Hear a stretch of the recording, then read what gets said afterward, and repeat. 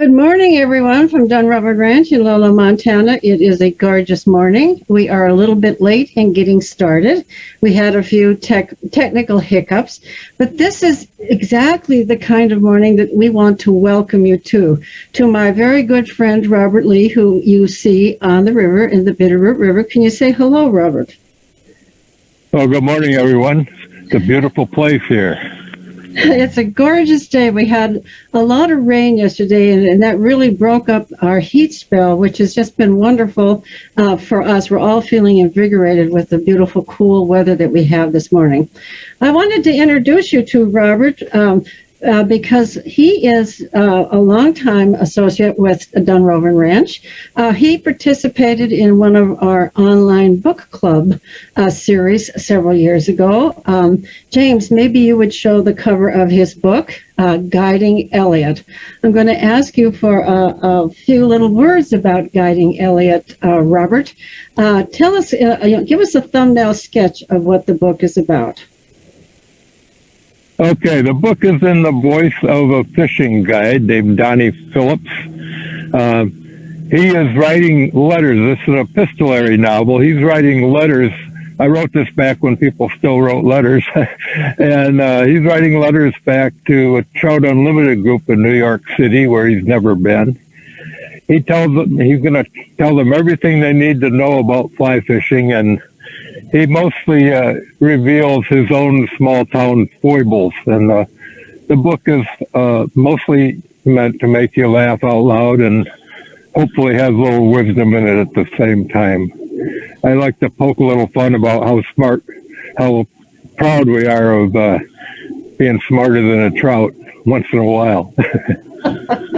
Well, I did a lot of laughing out loud when I read it, Robert. Our book club thoroughly enjoyed it. And I think you captured all too well the misconceptions between urban and rural America when it comes to even language. We have all kinds of shortcuts that we make about this, that, and the other thing. And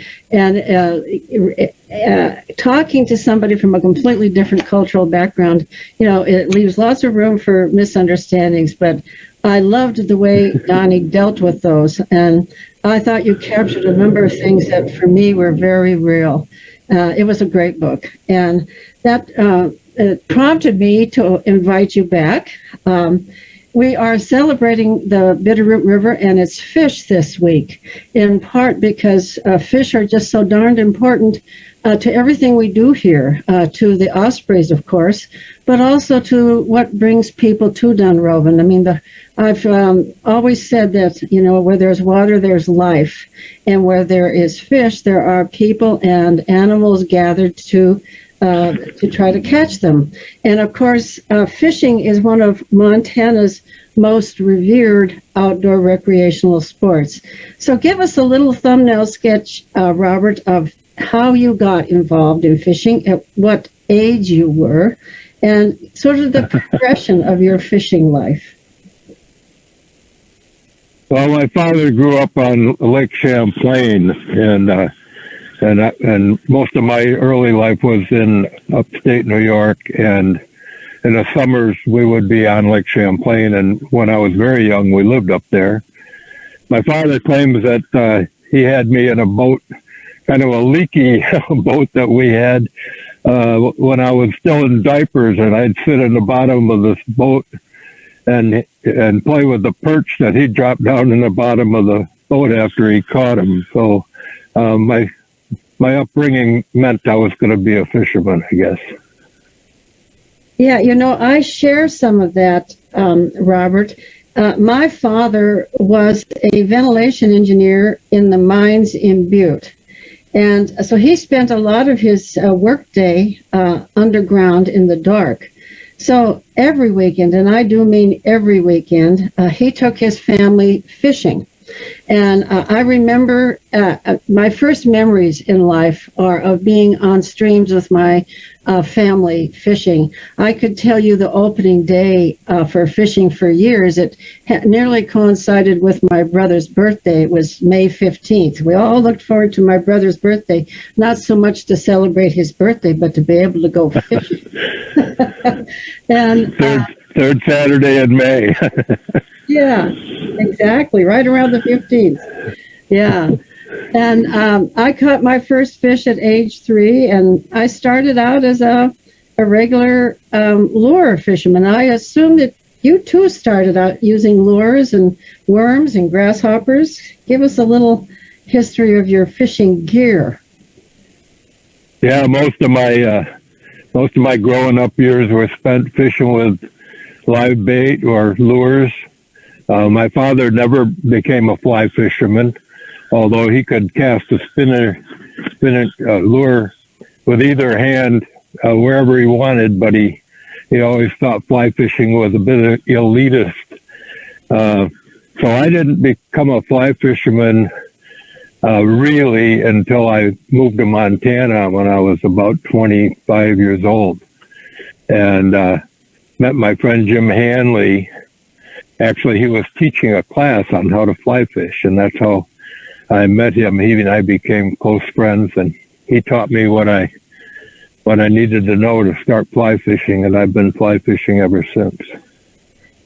Well, you need to know a lot. I mean, just for fishing, I'm not sure that those who have never gone fishing understand all that goes into being a good fisherman. I mean, there's the kind of lure, if you're lure fishing, where to place it in the water, when to go, what time of day, what time of year. I mean, there's all of these, what kind of bait, what, depending on the species that you're going and it's not really something you can learn from a book. I mean, that may have been part of the foibles of Donnie trying to write letters to the New York City Trout. Well, there's a lot of books written on how to fish and how to present a fly and how to tie a fly, and I like to refer to them as how to hold your mouth books. My father would catch more fish than me, and then he'd tell me I wasn't holding my mouth right. So I call these how-to books, how to hold your mouth books, and you can certainly glean some knowledge from them, but you really it's a trial and error kind of learning experience. I've never fished this stretch of river, so what if I spent the whole day fishing this stretch of river, I would learn things about it and that I don't know just looking at it, right? And I'm looking now to see if there's any real hatch going on. I don't see a lot of bugs in the air, and I don't see any rising fish. And I have a dry fly on, so right now it's probably going to be casting rather than catching, Well, can you show us what you mean by a dry fly, Robert? And I assume that you tie your own flies, and that too is an art and a science all by itself. Could you walk us through what it means to tie your own fly and what materials you use and how you get these materials and how you shape it? I mean, there's a whole art to this, is there not? There's quite a lot to tying flies, and I confess that I am not an accomplished tyer of flies. I can tie some rudimentary patterns. I spend a lot of my life sitting down in a chair writing stories and poems, and so as you can look at my girth, I really don't need another sit-down sport. Fortunately for me, I have friends who are excellent tyers, and I give them canned goods in the fall, and they give me flies, so it works out very well. A dry fly is meant to float on the surface of the water. I put on a rather large one today, called a chubby. It's a purple chubby. For some reason, trout like purple. As we learn about fishing, we don't learn everything. I have no idea why purple attracts trout, but it seems to. And I put this fly on because it's large enough for us to see. As we age, we tend to use bigger flies because we can see them. Yeah. And another tool that I have with me today, as you can see, if I don't tangle myself up here, is a walking stick or a wading stick. I think this is a good tool for anybody wandering around in Montana rivers. This is a pretty calm stretch of river right here, right now. It's not always that calm. And the rocks are slippery. When you're fishing, you're not always watching exactly where you step. So the aid of a walking stick or a wading stick is a good thing to have along with you. I'm using a 5-weight fly rod right now. Fly rods are weighted for the type of fishing. A 4-weight is lighter than a 5-weight. 4-weight's about as light as we usually use in Montana. In smaller streams, you can use lighter rods. And if I was fishing in Alaska for salmon, I would use an 8 or a 9-weight rod. So you can spend a lot of money and have a lot of toys if you get into fly fishing. Well, you can on any kind of fishing, which is really interesting because, we lived in Alaska for many years. And just recently, my husband and I have sort of let go of some of our Alaska fishing gear because we had gear for halibut and everything, which is not at all appropriate for Montana rivers. So yeah, we don't need halibut rods. Short and sturdy, yeah. And lures are completely different as well. But Robert, I wanted to acknowledge how important that generational aspect to fishing is, how this is really something that is passed along in families. My father put himself through school at the School of Mines in Butte, and he mined in the summer times in the Tobacco Root Mountains, and he fed himself with fish. He was very poor, and his diet almost entirely in the summertime consisted of fish. And he brought that forward to his family. And I have to say that my love of nature, my love of water, my understanding of nature, and so much of what is internal to my, spiritual connection to nature has come from fish. And I know you just wrote a little poem about that intergenerational fishing. Would you mind reading it for us? And maybe James could put it on the screen while you read it. All right. I will happily read it. A little quick background on this poem. My friend Jim Hanley is the guy who actually taught me how to fly fish. And, during this pandemic, most of us have spent time cleaning out our closets and looking through photo albums and that kind of thing. And Jim came across a couple of photos lately. One of them showed him as a real new baby, weighing about 6 pounds, and he's on a carpet or a blanket, and next to him is about a 7-pound rainbow trout that his grandfather caught. It's a great picture. Then he sent me another photograph of him as a toddler walking alongside his grandfather who has hip boots on.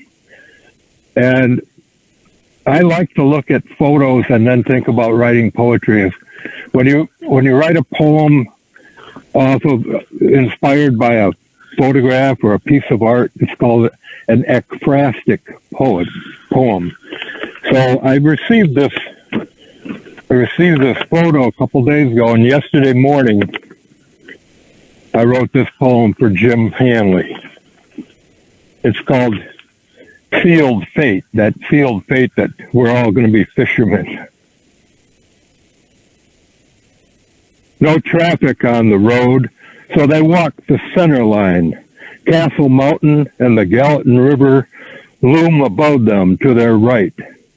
The grandfather wears hip boots. The toddler will, soon as legs lengthen to longer than torso. Both toddle. Toddler learning his stride. Grandfather stooped a bit, his stride shortened. On the day the 6-pound boy was born, grandfather caught a 7-pound rainbow. There are many trout in their future, the Gallatin, their home river. Only the grandfather knows the future won't last forever, that one day the boy will be left lonely to fish alone. Even the grandfather does not know how hard, how long the boy will strive to follow in grandfather's hip boot shod footsteps. That's beautiful, Robert.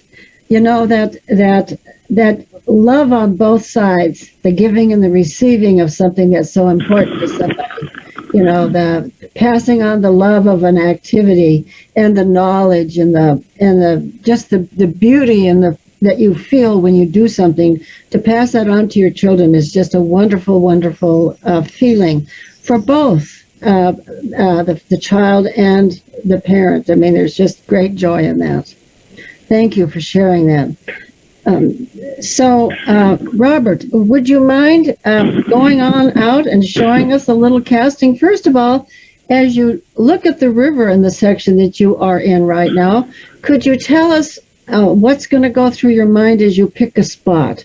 What are you looking for? What are the things that draw you to a particular section of the river? So go ahead and cast out there a little bit, but tell us why you chose to cast where you do.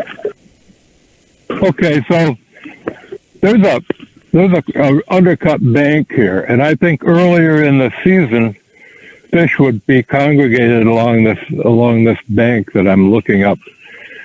And above me, there's a little island. It looks like a little peninsula that sticks out into the water, and the river kind of moves down through toward it, and so that's where I think a lot of fish might be lying, just as that becomes deep water, kind of closer to the bank. I'm not seeing any activity now. As you can see, as I wade out here, it gets deep rather quickly. If you're going to cast a fly rod, you want to make sure you go far enough from the bank that you don't get hung up on it. Not that you won't once in a while. And so I'm just going to cast up along this little deeper spot of the bank right in front of the camera here. And then it's the thing that you need to do with a fly rod, actually with any kind of fishing, is you want your drift to be natural. So if your fly line, which is heavier, is way downstream, it'll drag the fly and make it not look like a natural presentation. Fish aren't thinking about it, but they're reacting to what's natural and what's not natural in their environment. So you have to continually work your line so that drift becomes natural. I put on a rather large fly so that we could see it this morning, and I'm not seeing any surface activity. There are a few more bugs getting on the water, so that could change as the day progresses. But so one of the things you look for is structure. If there's some structure, I see up here above me, there's a couple of logs that kind of stick straight up in the water. Around those logs might be a place where a fish might be. Where that water comes in along that bank, fish want food to come to them. They want some place to hide, and they need good cold water and oxygen. So if you keep those things in mind, no matter what you're fishing with, worms or I wrote a little poem once that said, the fish don't care if I catch them with fly or worm, they only mourn the hook. So, which maybe leads me to a quick conversation about what we practice here in Montana a lot is catch and release fishing. That came about because there's so many of us on this planet and so many of us fishing now that if we all kept fish every time we went out, we would really deplete the resource. So sometimes lately, there's a little tiny fish just came up and looked at that. Sometimes I get to thinking that while catch and release fishing, we have to admit that there's some mortality involved in that, and that what we're doing is kind of playing with another life form strictly for our enjoyment. Like you, Suzanne, I grew up eating fish about 3 times a week. My sisters still kind of complain about that, and venison the other days. And so that I sometimes feel better about catching fish out of a put and take lake and bringing them home so Rose and I can have dinner than I do catching it and releasing. I do, of course, practice that in these rivers because they demand it. You know, we have to respect our resource. Yeah, this is a really interesting topic, Robert. I too have felt that. And I know that there are many Native American cultures who really abhor the practice of catch and release. I mean, I completely understand the need for it.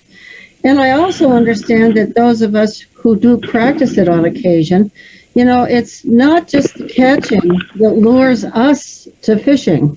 It's way beyond that, isn't it? It's more than the catching. It's the being out there and it's the trying. You and I already watched a osprey come home with a fish out of this very stretch of water.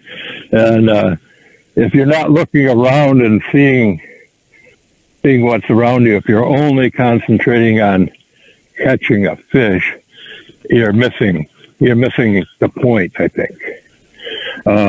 Just standing here in the water, listening to the river, is soothing for me. It soothes my demons, my beast, and so I need the river. I need to come out here and fish. So even though I sometimes feel a little guilty of a catch and release fishing, I do it because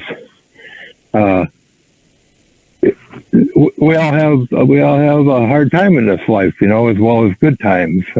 I'm very fortunate, but we're in some pretty hard times right now with the pandemic and climate change and all kinds of different things that we can spend too much time thinking about or too much time watching the news. So when I get on the river, I can let that all go away for a day. Concentrate on the river, the wildlife around me, the fish I really want to catch. I still do very much enjoy catching fish. So it's a good release for me. I think we all need a release. And there are too many of us fishing, but yet fishermen kind of work to keep water in rivers and keep the water clean and stuff. Other people get their release from golfing, but I kind of think that uses too much water. So, but we all have to have an outlet, and rivers and lakes provide mine.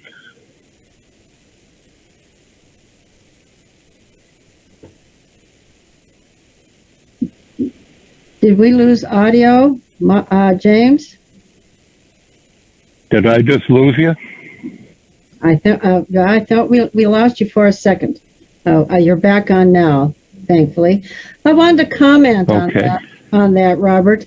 You know, at the base of our primordial brain, we still are predators at some level, gatherers and hunters. And I think our minds want the challenge of finding and of catching. I think there's a push for us to get engaged in whether it's games or fishing or hunting or whatever that taps into our desire to find and to know something well enough that we could catch it, that it brings us into something that is really very basic to our animal ancestry. I mean, my father catching fish for his food made him a very good fisherman. I mean, he depended on it. And when you depend on something, you really get to know it. You study it. You do it repeatedly. You practice until you are successful, and that brings you into your circumstances and into the life history and the environment of that prey in a way that nothing else can. I think that and takes you in the moment. You know, like you said, it's a relief from the rest of your life because you're so absorbed in that quest. Yeah, it's pretty interesting. You know, I never really knew my family was pretty poor when I was growing up because we did eat fish all the time and we ate venison. And so hunting and fishing were kind of serious, but they were also recreational. So it's a nice combination. And my father wasn't always the easiest man to learn things from. There was sometimes some shouting and swearing involved, but he taught me an awful lot, and he taught me. I thank him for the love I have of the outdoors and the time I've spent outdoors. It also brings us, Suzanne, sometimes into more dangerous situations than we're normally in. And I think that's also maybe part of the allure. You know, you don't float these rivers out here without occasionally making a mistake and getting yourself in some serious danger. And all of us who've plied this river in boats know that. And so we learn about the power of water, the power of rivers, and the danger of this outdoor world. And that's good for us. You know, one of the things I didn't carry today, that I carry often now, is a can of bear spray, because we're having more and more situations where people run into bears. I've seen black bears on several of the rivers around here, or near several of the rivers. I've never had to use bear spray, and I hope I don't, but I think it's a good thing for anyone fishing out here to carry. And when you're walking through the woods, make a little noise so you don't surprise a Bruin.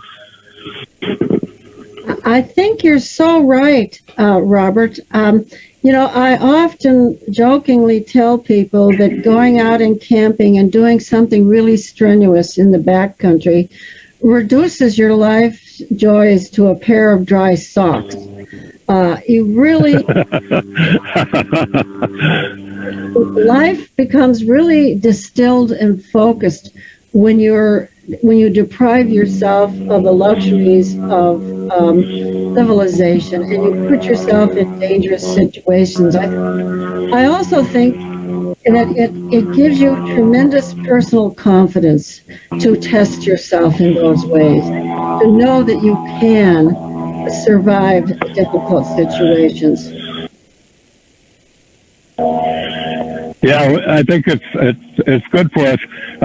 Another thing both you and I have noticed, Suzanne, is we don't climb the same mountains we used to.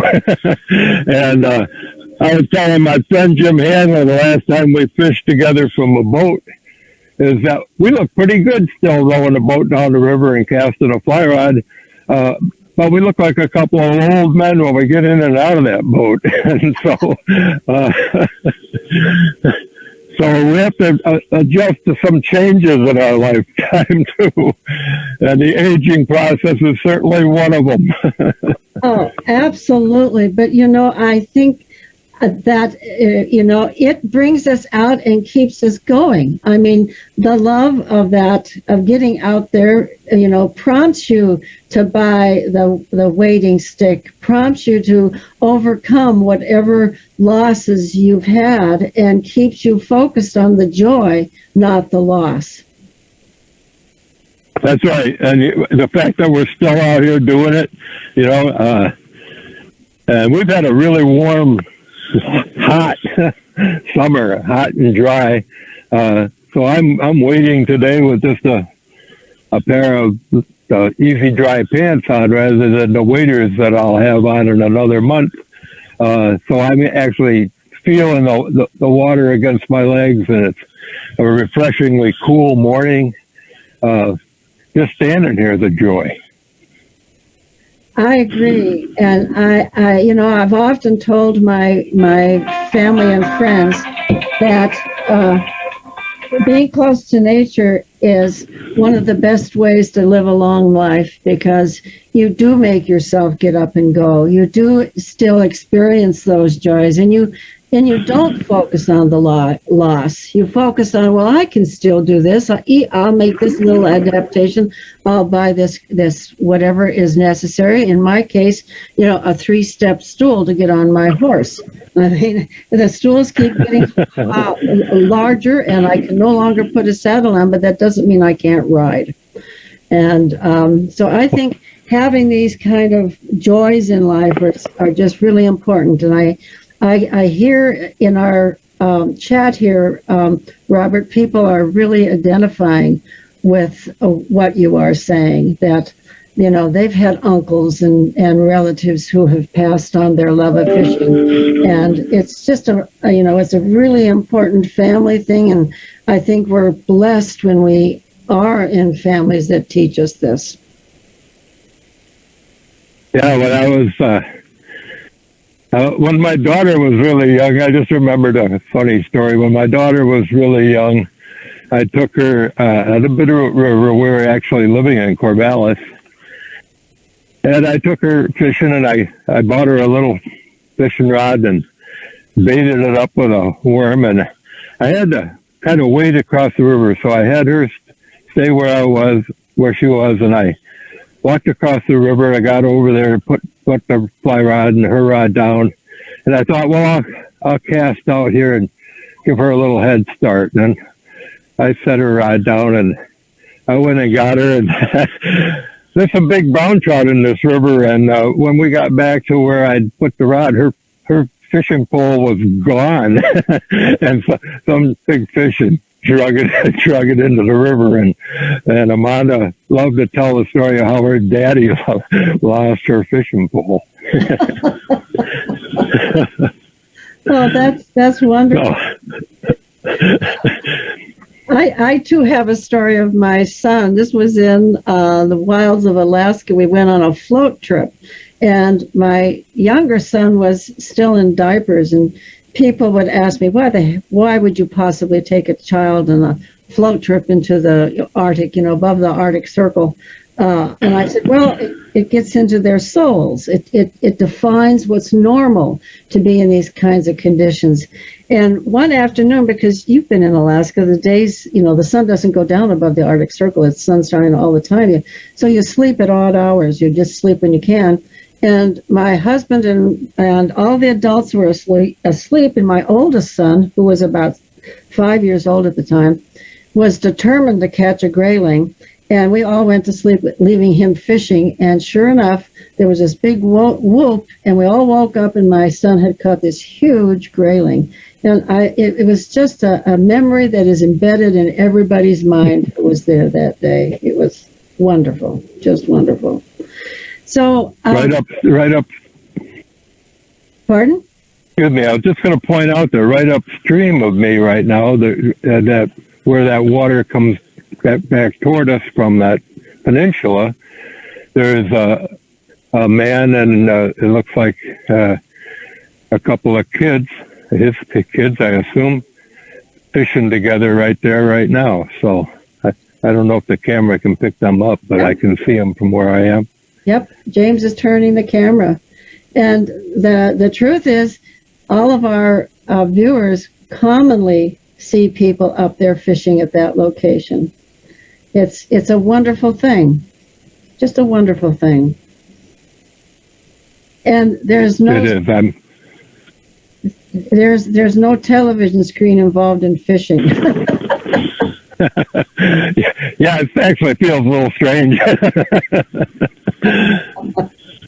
Yeah, it's definitely a family affair up there. That's wonderful. Right on cue. Right on cue. That's great. Well, Robert, I can't tell you how appreciative I am of your coming here to help us celebrate the beauty and the joy of living on the Bitterroot River with all of its fish and its water aquatic world that, you know, is virtually a highway for wildlife and for people and for, you know, it just brings life right to its shore. And I know that you have written a beautiful poem about your association with fishing, and I would love to have you share it with us. I think James has it ready to put up on the screen so people can follow us, but this is just such a wonderful way to start the week with you, Robert, on the river, and I want to thank you for coming. Okay, well, you're very welcome. I'm enjoying myself. You know, I've been teaching with the Missoula Writing Collaborative for 22 years now, and introducing young people to poetry and to their own imagination.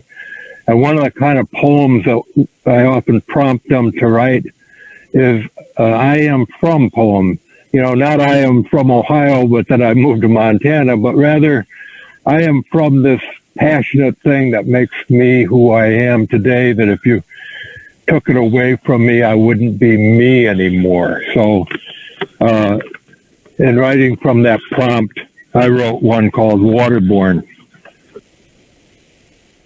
I am from water. Where I fall, wetness follows. Trout dreamer, rainbow gatherer, thunder drummer, rain pelting a tin roof awakens my senses. Swamp gases hiss and scare the squeamish. Hold your nose. Mud brown, clay gray, grass green, and dandelion orange are my colors. No blue sky or iridescent reds unless I choose to sprout a rainbow. Boats are my propulsion and my passion. Canoes, kayaks, rafts, sailboats, rowboats. I paddle, leave small disturbance in my wake. No carbon-eating engines burn my intestines, clog my sinuses, startle fragile feathers of dreams. I am hard to exhaust. Running place to place is my business. Rivers and rivulets flow peacefully. Driven to anger, I'll rage and roar, froth and flood. Fish, feed me, feed from me, live in my blood, travel in my consciousness, trouble my conscience. Rapids are my playgrounds, ripples my laughter, meandering bends my misadventures. I am from water and of water, ever flowing, always eyeing the inevitability of the vast and teary sea. Thank you so much, Robert. That is just beautiful. I wish I had your way with words. I may have to take the Writers Collaborative with you sometime, because you really paint a beautiful picture of what water and the water world means to you. And the inevitability of going to the ocean, it's a life arc. Thank you very much. We do sometimes teach adult classes. Be happy to have you in one. I would love that. Yeah, seriously. Oh, well, I'm gonna have you wave goodbye to everybody, Robert. People have very much enjoyed your being here this morning, and I want to thank you for helping us celebrate life and fishing and the Bitterroot River and the joys that we all get from being so close to nature. Thank you so much. Thank you for the opportunity, Suzanne. All right. Good to speak with all of you. Wonderful. We'll have you back, believe me. And with that, we're going to sign off. We're going to sign off, and remember to join us later today. We hope to have a trail ride with a web camera that'll take you right along. We're not 100% sure that's going to happen, but check back at 11 o'clock. We hope to have that. And then later in the week, of course, we have lots of additional things coming your way. Just check the calendar. Thank you all, and goodbye.